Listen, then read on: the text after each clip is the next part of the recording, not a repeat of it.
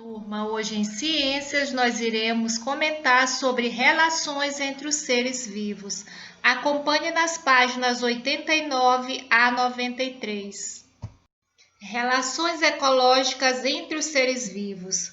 Os ecossistemas são dinâmicos. Esse dinamismo é representado por uma relação permanente entre todos os seus componentes, né? Ou seja, há uma interdependência entre os animais, né? Em um ecossistema, no ambiente em que eles vivem. Um depende do outro para sobreviver. Tucanos alimentam-se de ovos de arara azul, mas ao mesmo tempo o tucano ajuda a dispersar as sementes das árvores onde a arara faz seu ninho, né? Então há uma relação muito próxima, né, de interdependência entre todos os animais no ambiente em que eles vivem. O que é ecossistema? São os espaços naturais com características bióticas e abióticas e ambientais definidas. Eles são compostos de organismos vivos, que são chamados de bióticos, e de elementos ambientais abióticos, né? O que isso quer dizer? Então, o ecossistema é um ambiente onde os animais e as plantas vão encontrar tudo o que eles necessitam para sobreviver, né? E lá vai estar os fatores bióticos, que no caso é essa relação existente entre os animais, né, entre as plantas, para que eles possam sobreviver naquele ambiente, e os fatores abióticos, que são os fatores externos, tipo o clima, né, os raios solares, a água da chuva, né, que vai influenciar para o desenvolvimento, né, para o crescimento, tanto dos animais quanto das plantas no ecossistema. Exemplos de ecossistemas. Uma planta constitui um ecossistema. Por que uma planta constitui um ecossistema? Porque no ambiente onde ela está, ela vai encontrar todo o recurso necessário para a sua sobrevivência. Então, ecossistema é isso. Ecossistema é o lugar onde as plantas e os animais vão encontrar todos os recursos necessários para a sua sobrevivência, né? Por exemplo, outro exemplo, o oceano é um ecossistema, um aquário é um ecossistema, uma floresta é um ecossistema, um reservatório hídrico, né? Ou seja, de água, exemplifica um ecossistema, né?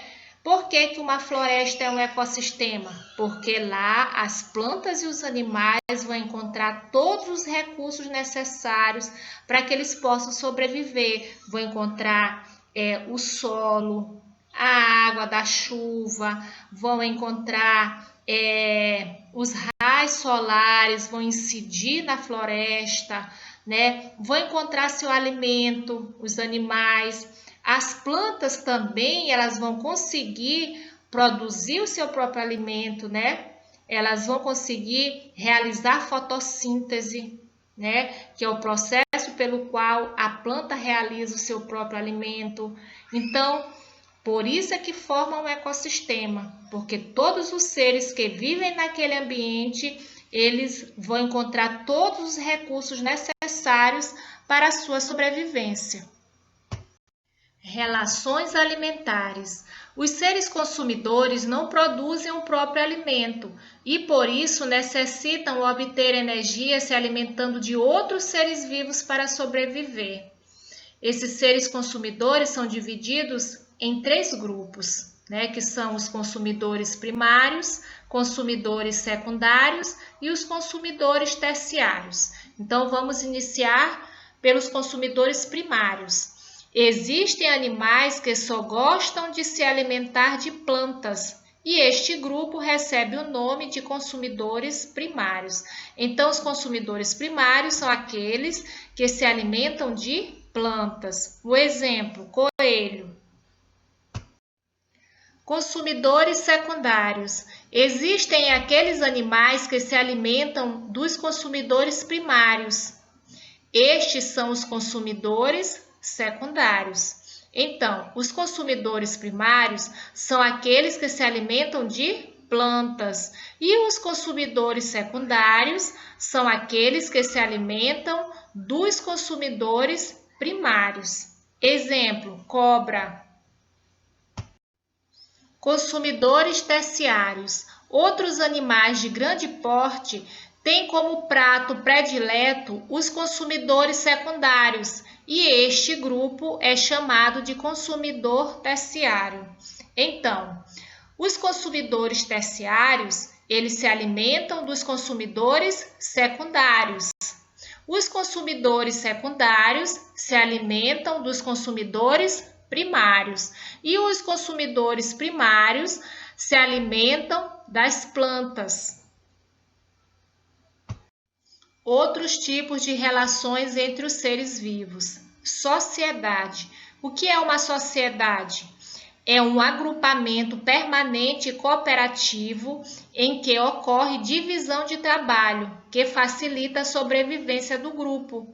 É como ocorre entre os cupins, entre as formigas, entre as abelhas, que há uma divisão de trabalho entre eles, né? Então, é um agrupamento permanente e cooperativo entre eles. Então, isso forma o quê? Uma sociedade. Colônia. O que é uma colônia? É o agrupamento de vários indivíduos da mesma espécie que apresentam dependência entre si, né? Quer dizer, um depende do outro para sobreviver. Então, isso ocorre no fundo do mar, né? Entre as algas, né? Entre as caravelas. Um exemplo, a caravela portuguesa, né? Na foto acima, e os corais ao lado. São exemplos de colônias formadas por vários seres vivos, quer dizer, há uma interdependência entre eles. Então, isso forma uma colônia. Competição. A competição pode ocorrer entre indivíduos de espécies iguais ou diferentes, né? Então, a competição é a disputa por recursos como água, alimento, território e etc. Então, os animais, no seu ambiente, no seu habitat, eles estão sempre disputando. Eles disputam a água, o alimento, o território onde eles vivem, né? Principalmente a sua presa, o seu alimento. Então, isso se chama de quê? De competição, que pode ocorrer entre indivíduos da mesma espécie ou de espécies diferentes. Predação. Predação é uma relação aonde o indivíduo que recebe o nome de predador captura outro indivíduo que recebe o nome de presa, a fim de se alimentar, né? Então, isso se chama de predação. Como, por exemplo, o tubarão capturando uma foca. Então, o tubarão é o que? O predador. Por quê? Porque ele está capturando o outro indivíduo para se alimentar, né? E a presa é quem? É a vítima, é a foca neste caso. O outro exemplo, o leão capturando um filhote de zebra. O leão é o predador e a zebra é o que? A presa. Então, isso se chama de quê? De predação. Então, é a relação onde o indivíduo, né, que é o predador, ele vai capturar o outro indivíduo, que é chamado de presa. Inquilinismo. Relação em que uma espécie se utiliza da outra apenas como moradia, sem lhe causar danos, como ocorre com algumas plantas e alguns animais, né? Então, como vocês podem observar, aqui tem algumas plantas que se desenvolveram sobre outras, né? Mas isso não está causando dano nenhum para a planta. Parasitismo é a relação em que o indivíduo de uma espécie, no caso parasita, se instala no corpo do indivíduo de outra espécie, que no caso é o hospedeiro. O parasita retira alimento do corpo do hospedeiro, causando danos que podem levá-lo à morte. Então, o parasitismo já é diferente do inquilinismo. No inquilinismo, isso não vai causar dano nenhum, mas no parasitismo, sim, né? Como ocorre com o carrapato, com o piolho, né? Como vocês podem observar na imagem aqui abaixo, né? Nós temos o carrapato, nós temos também aqui um outro animal. E isso ocorre também com o piolho. Agora nós iremos responder algumas páginas. Então eu gostaria que primeiro vocês prestassem atenção para depois responder no livro, ok?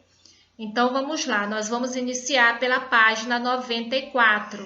A primeira questão: complete o quadro indicando o tipo de relação descrito em cada caso, né?